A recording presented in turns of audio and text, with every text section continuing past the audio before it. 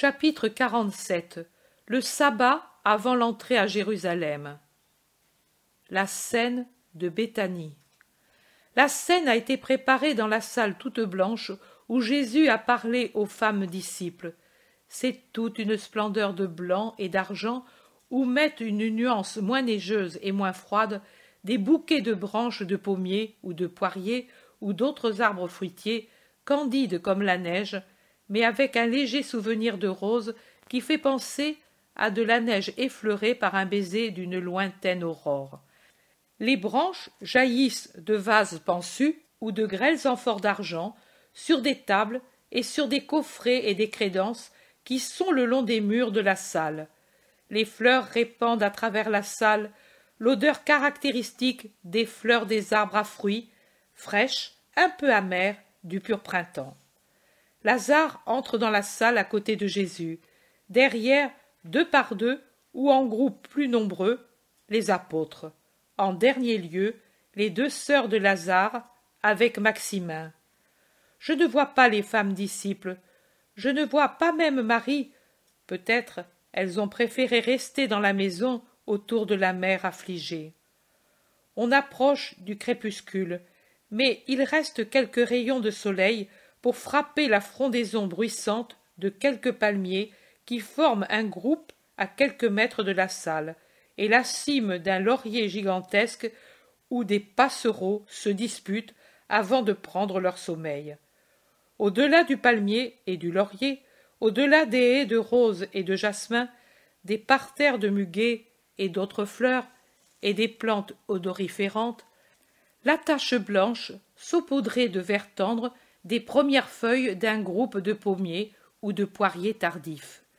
Elle semble une nuée restée accrochée dans les branches. Jésus, en passant près d'une amphore garnie de branches, observe. Elles avaient déjà les premiers petits fruits. Regarde, à la cime des fleurs, alors que plus bas, la fleur est déjà tombée et que l'ovaire se gonfle. Lazare dit. C'est Marie qui a voulu les cueillir. Elle en a apporté des bouquets aussi à ta mère. Elle s'est levée à l'aube, craignant qu'un jour de soleil de plus n'abîmât ses fragiles corolles. J'ai appris depuis peu ce massacre, mais je n'en ai pas été indigné comme les serviteurs agricoles.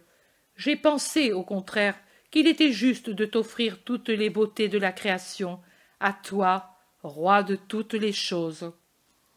Jésus s'assoit en souriant à sa place, et il regarde Marie qui, avec sa sœur, se dispose à servir comme si elle était une servante, apportant les coupes pour la purification et les serviettes, puis versant le vin dans les calices et mettant les plateaux des mets sur la table à mesure que les serviteurs les apportent de la cuisine ou les présentent, après les avoir découpés sur les crédences.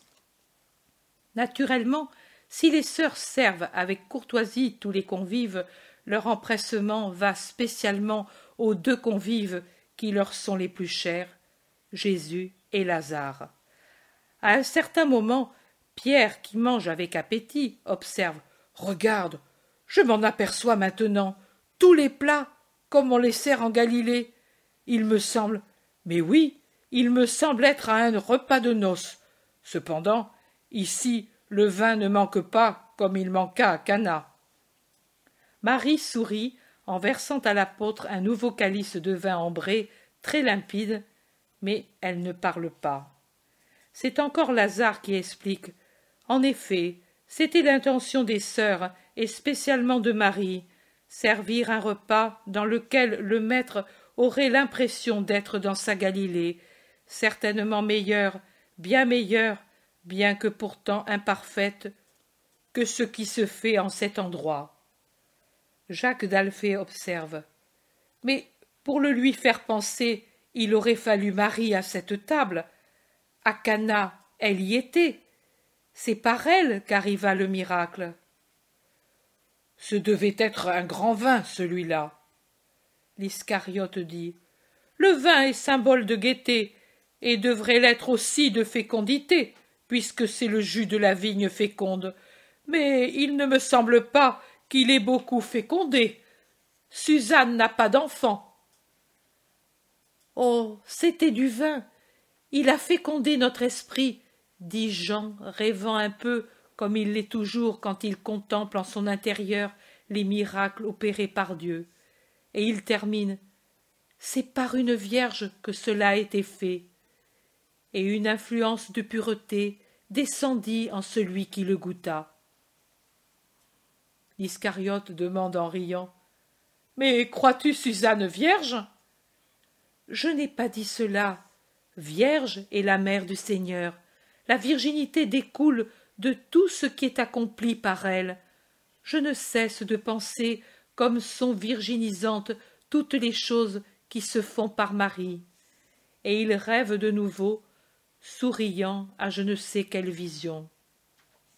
Bienheureux ce garçon, je crois qu'il ne se rappelle même plus le monde en ce moment.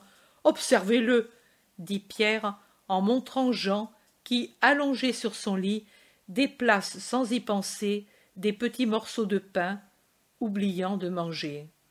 Jésus aussi se penche un peu pour regarder Jean qui est à un angle du côté de la table disposée en U, et par conséquent un peu en arrière du Seigneur qui est au milieu du côté central, avec son cousin Jacques à gauche et Lazare à droite, et après Lazare il y a le Zélote et Maximin, comme après Jacques et l'autre Jacques se trouve Pierre.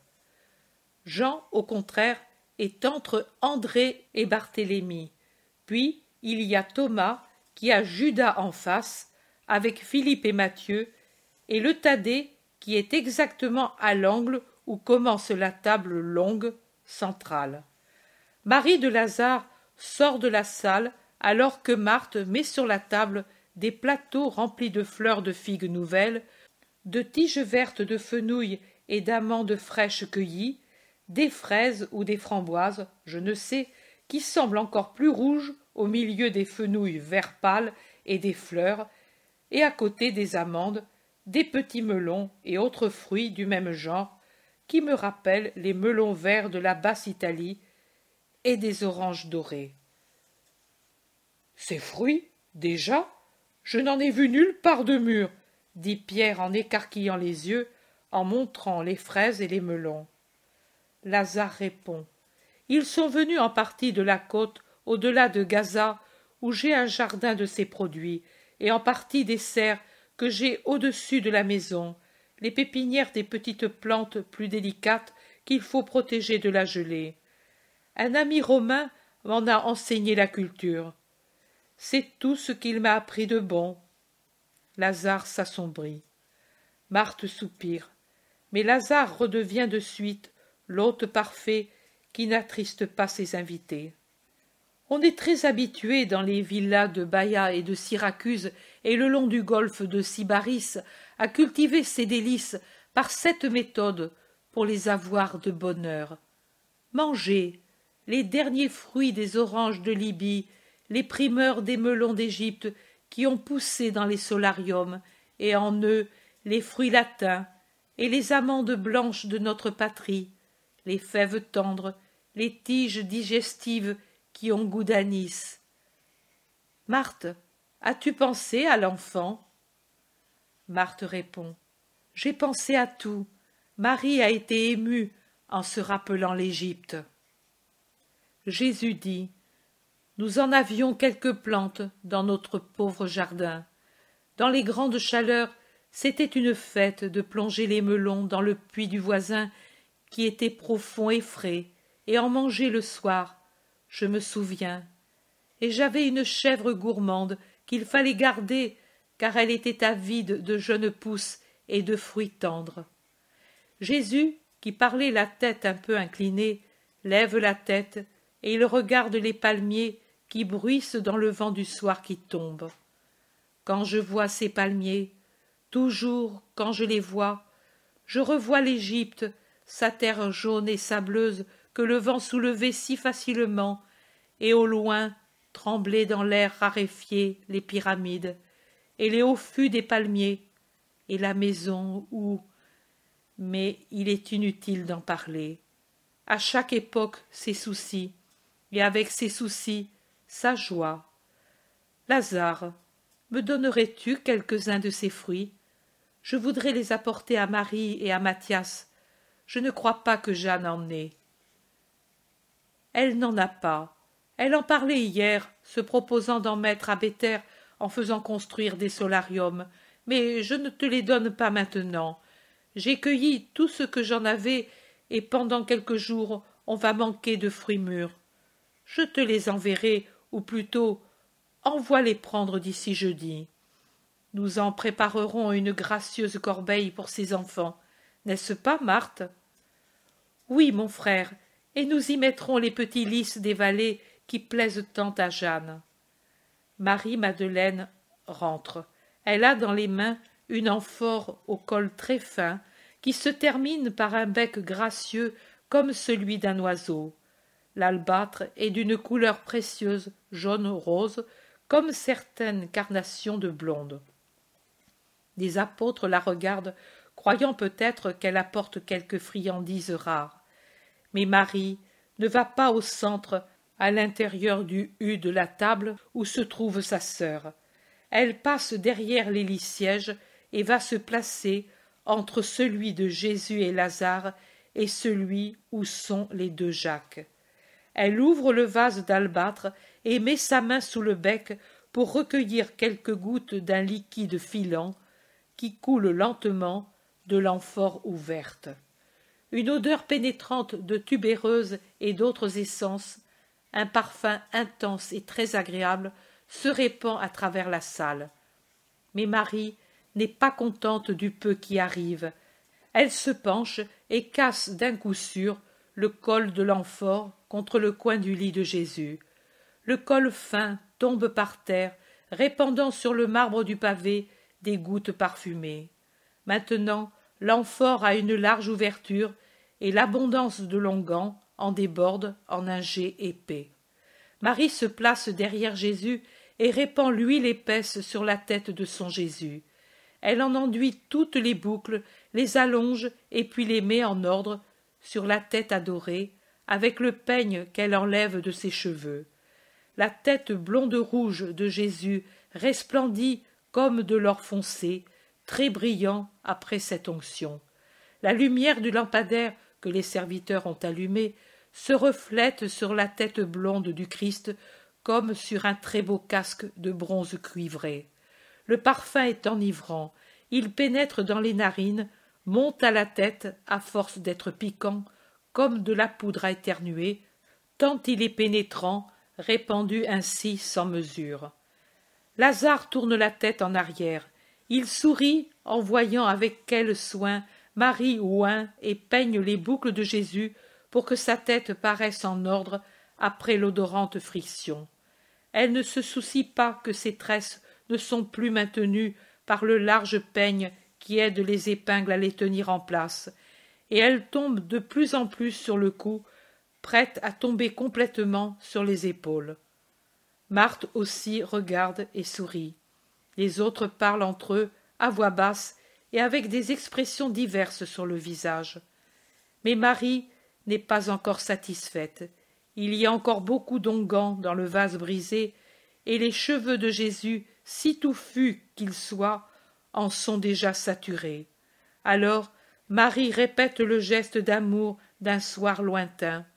Elle s'agenouille au pied du lit, dénoue les lacets des sandales de Jésus, déchausse ses pieds, et plongeant dans le vase les longs doigts de sa très belle main, elle en tire tout ce qu'elle peut d'onguent, et l'étend sur les pieds nus, doigt par doigt, puis sur la plante et le talon, et au-dessus, à la cheville, qu'elle découvre en rejetant en arrière le vêtement de lin. Et enfin, sur le dos du pied, elle s'attarde sur les métatarses où entreront les clous redoutables, insiste jusqu'à ce qu'elle ne trouve plus de baume dans le creux du vase.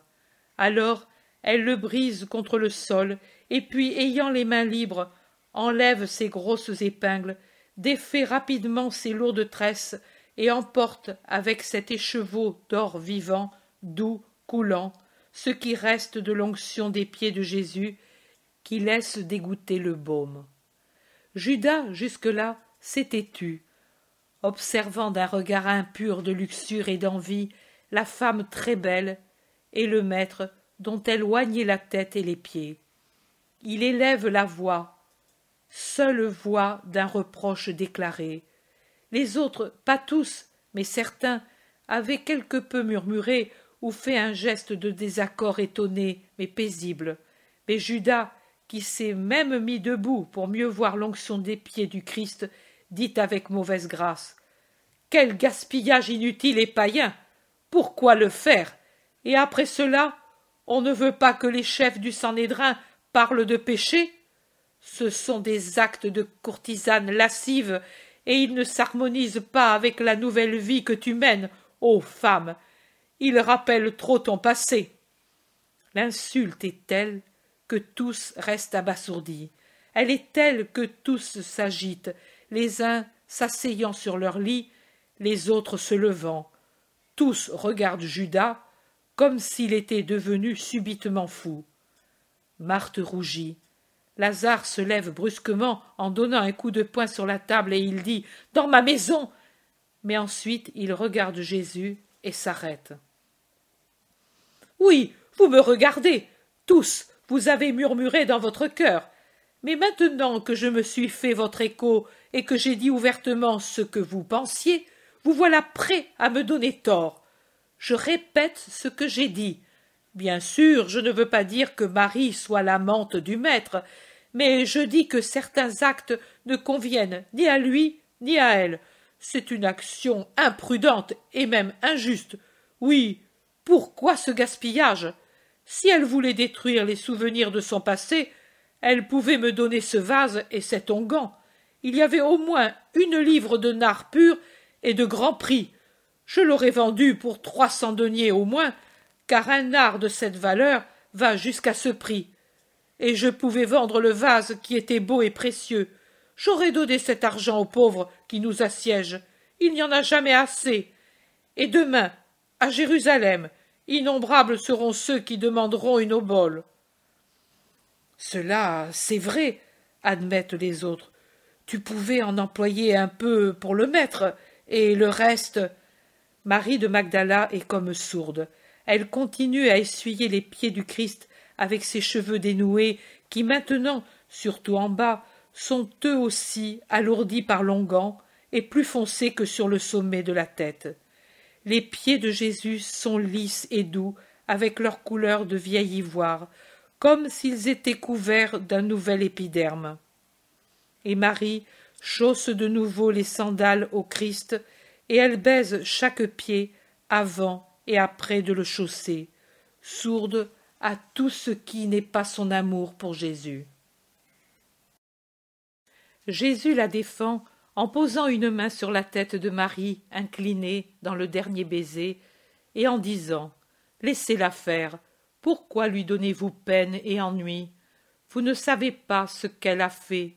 Marie a accompli envers moi une action juste et bonne. Les pauvres, il y en aura toujours parmi vous. Moi, je vais m'en aller. Eux, vous les aurez toujours. Mais moi, bientôt, vous ne m'aurez plus. Aux pauvres, vous pourrez toujours donner une obole. À moi, d'ici peu, au Fils de l'homme, parmi les hommes, il ne sera plus possible de donner aucun honneur, par la volonté des hommes et parce que l'heure est venue. Pour elle, l'amour est lumière. Elle sent que je vais mourir, et elle a voulu donner à l'avance à mon corps les onctions pour sa sépulture. En vérité, je vous dis que là où sera prêchée la bonne nouvelle, on fera mémoire de son acte d'amour prophétique, dans le monde entier, dans tous les siècles. Plaise à Dieu de faire de toute créature une autre Marie, qui ne calcule pas la valeur, qui ne nourrit pas d'attachement, qui ne conserve pas de souvenir, même le plus petit du passé, mais détruit et piétine tout ce qui est de la chair et du monde, et se brise et se répand, comme elle a fait du nard et de l'albâtre, sur son Seigneur et par amour pour lui. Ne pleure pas, Marie. Je te répète, à cette heure, les paroles que j'ai dites au pharisien Simon et à Marthe ta sœur. Tout t'est pardonné parce que tu as su aimer totalement. Tu as choisi la meilleure part et elle ne te sera pas enlevée. Va en paix, ma douce brebis retrouvée, va en paix. Les pâturages de l'amour seront ta nourriture éternellement. Lève-toi, baise aussi mes mains qui t'ont absoute et bénie. Combien elles en ont absous, bénies, comblées de bienfaits mes mains. Et pourtant, je vous dis que le peuple que j'ai comblé est en train de préparer pour ses mains la torture. Il se fait un lourd silence dans la lourde atmosphère du parfum pénétrant. Marie, les cheveux dénoués sur les épaules pour lui servir de manteau et sur le visage pour lui servir de voile, baise la main droite que Jésus lui présente et ne sait pas en détacher les lèvres. Marthe, émue, s'approche d'elle et rassemble ses cheveux, les tresse en la caressant ensuite et en laissant couler les larmes sur les joues en essayant de les essuyer. Personne n'a plus envie de manger. Les paroles du Christ les rendent pensifs. Le premier qui se lève, c'est Jude d'Alphée. Il demande la permission de se retirer. Son frère Jacques l'imite, et de même André et Jean. Il reste les autres, mais déjà debout, occupés à se purifier les mains dans les bassins d'argent que les serviteurs leur présentent. Marie et Marthe le font avec le maître et Lazare. Un serviteur entre et se penche pour parler à Maximin. « Maître, dit ce dernier, après l'avoir écouté, il y a des personnes qui voudraient te voir. Elles viennent de loin, disent-elles. Que faisons-nous » Jésus appelle Philippe, Jacques de Zébédée et Thomas, et ordonne « Allez, évangélisez, guérissez, agissez en mon nom, annoncez que demain je monterai au temple. » Simon le Zélote demande « Sera-t-il bien de le dire, Seigneur ?» Il est inutile de le taire, car c'est déjà dit par les ennemis plus que par les amis dans la cité sainte. Allez. Tant que le savent les amis, on le sait, mais eux ne trahissent pas. Je ne sais pas comment peuvent le savoir les autres. Parmi les nombreux amis, il y a toujours quelque ennemi, Simon de Jonas. Trop nombreux sont désormais les amis, et avec trop de facilité on les accueille comme tels. Quand on pense combien moi j'ai dû prier et attendre, mais c'étaient les premiers temps, et on était circonspect. Puis les triomphes ont ébloui, et on ne fut plus circonspect. Et ce fut un mal, mais cela arrive à tous ceux qui sont victorieux. Les victoires offusquent la limpidité du regard et affaiblissent la prudence dans l'action. Je parle de nous, disciples, naturellement, pas du maître. Lui est parfait. Si nous étions restés à 12, on ne devrait pas trembler par crainte de trahison, dit Judas de Cariote en mentant effrontément. Il est impossible de décrire le regard que le Christ pose sur l'apôtre traître, un regard de rappel et de douleur infinie. Mais Judas n'y prête pas attention. Passant devant la table, il se dirige pour sortir. Jésus le suit du regard, et quand il voit que réellement il sort, il lui demande « Où vas-tu » ?« Dehors, » répond évasivement Judas. « Hors de cette pièce ou hors de la maison ?»« Dehors, ainsi, pour marcher un peu. »« Ne pars pas, Judas, reste avec moi, avec nous. »« Tes frères sont sortis, et de même Jean avec André. Pourquoi ne dois-je pas sortir, moi ?»« Tu ne sors pas pour te reposer comme eux. » Judas ne répond pas, mais entêté, il sort. Dans la salle, on ne parle plus. Les hôtes et les 4 apôtres qui sont restés se regardent entre eux. Jésus regarde dehors, Il s'est levé pour aller à une fenêtre afin de suivre les mouvements de Judas. Quand il le voit sortir de la maison avec le manteau qu'il a déjà endossé, et se diriger vers le portail que de là on ne voit pas, il l'appelle à haute voix. « Judas, attends-moi.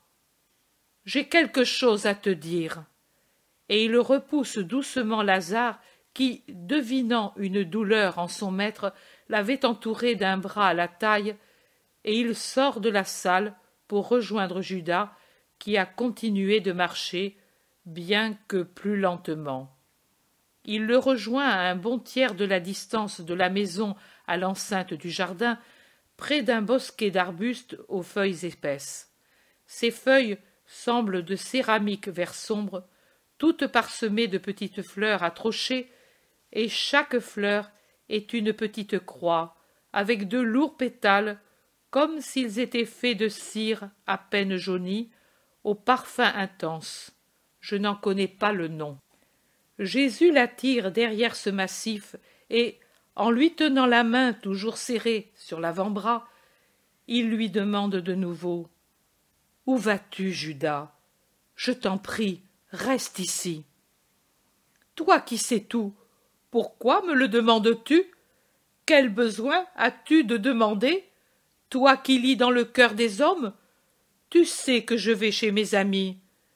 Tu ne me permets pas d'y aller. Eux m'appellent. J'y vais. » Tes amis, ta ruine, dois-tu dire, c'est vers elle que tu vas. Tu vas vers tes vrais assassins. N'y va pas, Judas, n'y va pas. Tu vas commettre un crime. Ah, tu as peur finalement. Tu te sens homme finalement. Tu es un homme, rien de plus qu'un homme, car l'homme seul a peur de la mort. Dieu sait qu'il ne peut mourir. Si tu te sentais Dieu, tu saurais que tu ne peux mourir, et tu n'aurais pas peur.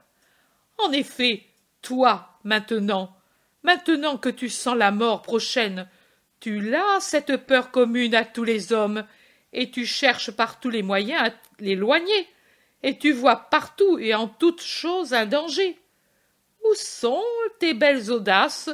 Où sont tes affirmations pleines d'assurance que tu es content, que tu as soif d'accomplir le sacrifice?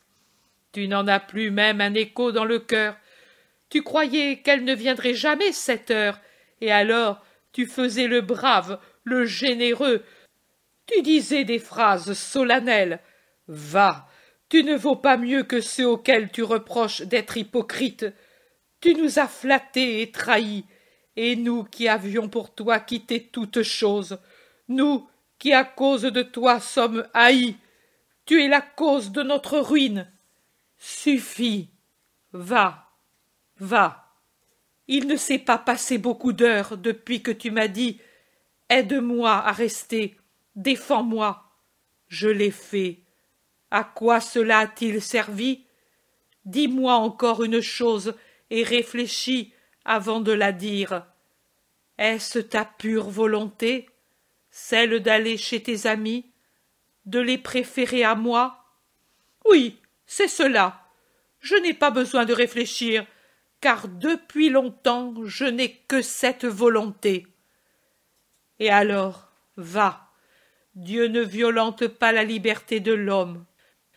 Et Jésus lui tourne le dos pour revenir lentement vers la maison. Quand il en est proche, il lève la tête, attiré par le regard que Lazare, toujours debout à la même place, tient fixé sur lui. C'est un visage bien pâle qui s'efforce de sourire à l'ami fidèle. Il rentre dans la salle où les 4 apôtres parlent avec Maximin, pendant que Marthe et Marie dirigent le travail des serviteurs qui remettent la salle en ordre en enlevant les nappes et les serviettes qui ont servi pendant le repas. Lazare est allé sur le seuil et a pris de nouveau Jésus par la taille, et, en passant devant un serviteur, il lui dit « Apporte-moi le rouleau qui est sur la table de mon cabinet de travail. » Il mène Jésus sur l'un de ces larges sièges qui sont dans l'encadrement des fenêtres pour qu'il s'y assoie. Mais Jésus reste debout, s'efforçant de prêter attention à ce que lui dit Lazare. Mais il est visible que sa pensée est ailleurs, et qu'il a le cœur très affligé, bien que quand il s'aperçoit qu'il est observé par les apôtres, il sourit pour dissiper le soupçon qui existe dans le cœur de qui l'a approché en l'entourant, et qui bavarde avec son voisin, et fait un clin d'œil qui désigne le maître. Le serviteur revient avec le rouleau. Pierre, qui a vu que ces parchemins contiennent des choses plus élevées que ce que sa tête peut comprendre, se retire en disant « Les poissons ne mordent pas à certains appâts. Mieux vaut parler avec Maximin d'arbres et de culture. » Marthe continue son travail. Marie, tout en se taisant, prend part à la conversation de Lazare qui signale au maître certains passages écrits sur le parchemin en disant « N'a-t-il pas une voyance singulière, ce païen, plus que beaucoup d'entre nous ? Peut-être, s'il avait été ici pendant que tu es notre maître, il aurait été parmi tes disciples et un des meilleurs, et il t'aurait compris comme beaucoup d'entre nous n'en sont pas capables. Et ce poème aurait attiré à son génie l'admiration pour toi. Tes paroles recueillies et conservées par un esprit qui est lumineux tout en étant celui d'un païen. Ta vie écrite par cette intelligence ouverte et limpide. Nous n'avons plus d'écrivains ni de poètes. Tu es né trop tard, quand l'égoïsme et la corruption socio-religieuse ont éteint en nous la poésie et le génie. Ce que, sans te connaître, ont écrit de toi nos sages et nos prophètes ne s'est pas rencontré dans la parole vivante de l'un de ceux qui te suivent. Tes préférés, tes fidèles sont, pour la plupart, des gens sans instruction, et les autres, non. Nous n'avons plus des goélettes pour transmettre aux foules les paroles de ta sagesse et ta figure. Nous ne les avons plus, car il manque l'esprit et la volonté plus que la capacité de le faire. La partie la plus choisie humainement d'Israël est sourde comme une trompette détériorée, et ne sait plus chanter les gloires et les merveilles de Dieu. Je crains que tout se perde ou soit altéré en partie par incapacité, en partie par mauvaise volonté. Cela n'arrivera pas. L'Esprit du Seigneur, quand il sera établi à l'intérieur des cœurs, répétera mes paroles et en expliquera le sens. C'est l'Esprit de Dieu qui parle sur les lèvres du Christ, puis il parlera directement aux esprits, et il rappellera mes paroles. Oh, que ce soit bientôt, bientôt, parce que tes paroles sont si peu écoutées et encore moins comprises. Je pense qu'il sera violent comme le feu qui flambe, le rugissement de l'Esprit Saint, pour graver dans les esprits par la violence ce qu'ils n'ont pas voulu accueillir, parce que c'était plein de douceur. Je pense que l'esprit flamboyant brûlera de ses flammes les consciences tièdes et engourdies pour écrire sur elles tes paroles. Le monde devra t'aimer. Le Très-Haut le veut. Mais quand sera-ce? Quand je me serai consumé dans le sacrifice d'amour, alors l'amour viendra. Il sera comme la belle flamme qui s'élève de la victime immolée, et cette flamme ne s'éteindra pas, car le sacrifice ne cessera pas. Une fois établi, il durera pendant tout le temps de la terre. Mais alors, tu devrais être réellement immolé pour que cela arrive. C'est cela. Jésus fait son geste habituel d'adhésion à son propre sort. Il étend les bras avec les mains tournées à l'extérieur et incline la tête. Puis il la relève pour sourire à Lazare affligé, et il dit « Pourtant, elle ne sera pas violente comme un rugissement, la voix immatérielle de l'esprit d'amour, mais elle sera douce comme l'amour, qui est suave comme le vent denisant, et pourtant fort comme la mort. L'ineffable ministère de l'amour, le complément, l'accomplissement de mon ministère, la perfection de mon ministère de maître. Je ne crains pas, comme tu le crains, que rien se perde de ce que j'ai donné. Au contraire, je te dis en vérité que des rayons de lumière seront jetés sur mes paroles et que vous en verrez l'esprit. Moi, je m'en vais sereinement parce que je confie ma doctrine à l'Esprit Saint et mon esprit à mon Père. » Il baisse la tête en réfléchissant, et puis il pose le rouleau qui a été à l'origine de la conversation sur une espèce de haute crédence ou un coffre d'ébène ou d'un autre bois de couleur foncée, tout marqueté d'ivoire jaune, que 4 serviteurs ont apporté de la pièce voisine et où Marthe range les nappes les plus précieuses.